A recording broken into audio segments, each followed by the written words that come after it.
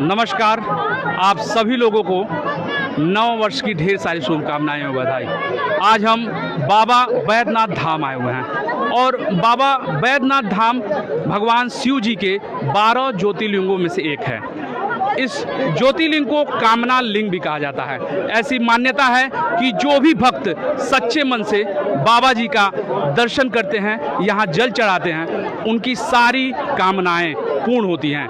भक्तों की सारी मनोकामनाएं आप देख सकते हैं। यहाँ भगवान शिव जी का ये शिवलिंग यहाँ विराजमान है और सीधा जो है माँ पार्वती जी जो देख रहे होंगे, वहाँ माँ पार्वती जी का शक्तिपीठ है।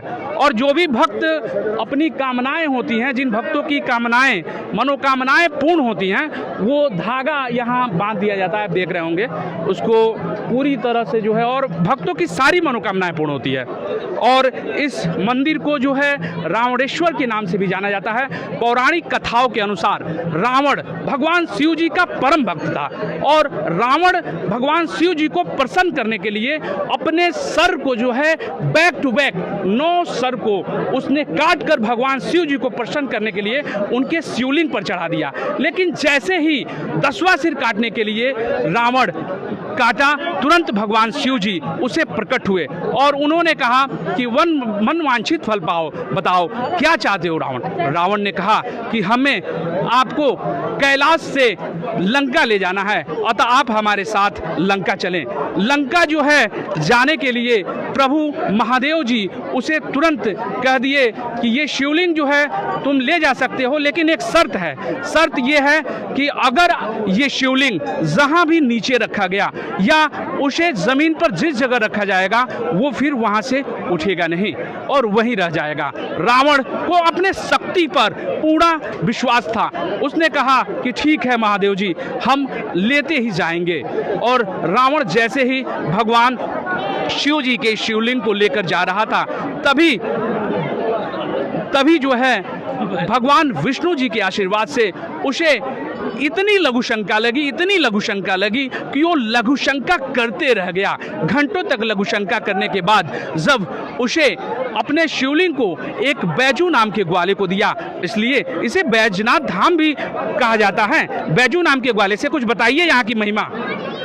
यहाँ का तो बहुत बड़ी महिमा है, जितना बखान किया जाए उतना ही कम है, क्योंकि बाबा को जो दरबार है इसमें जितना भी बखान किया जाएगा वो कम है।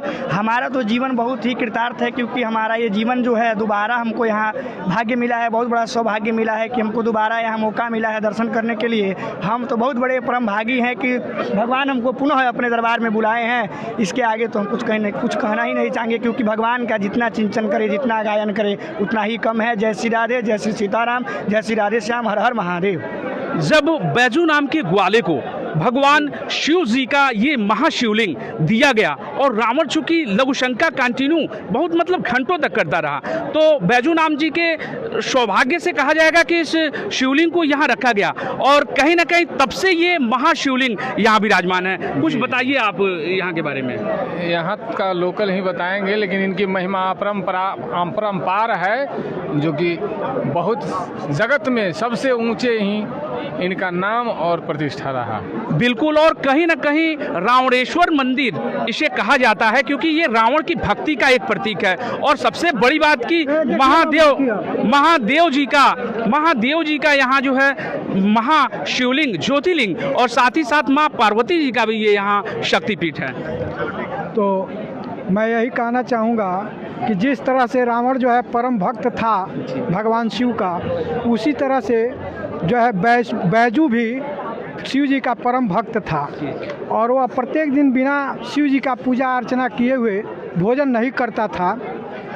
एक बार की बात है कि वह ग्वाला था और गाय चरा कर आया, उसे भूख लगी हुई थी और उस रोज़ वो जब गाय चराता था तो उस पत्थर पे रोज़ जो है 5 लाठी मारता था, 5 डंडा मारता था, लेकिन उस रोज़ नहीं मारा था। जब उसके सामने भोजन आया तो उसे याद आया और वह जाकर 5 डंडा 5 लाठी मारा शिव जी के लिंग पर, और वहीं शिव जी प्रकट हुए और कहे कि जाओ, आज से इस धाम को बैजू के नाम से भी जाना जाएगा। और तब से यह परम सौभाग्य है कि आज हम अपने मित्रों के साथ यहाँ आकर और पहली बार जीवन में जो है भगवान शिव का दर्शन कर रहे हैं। हमारा जीवन कृतार्थ हुआ। और जय राधे, जय शिव शंकर। बहुत बहुत धन्यवाद आपको। जैसा कि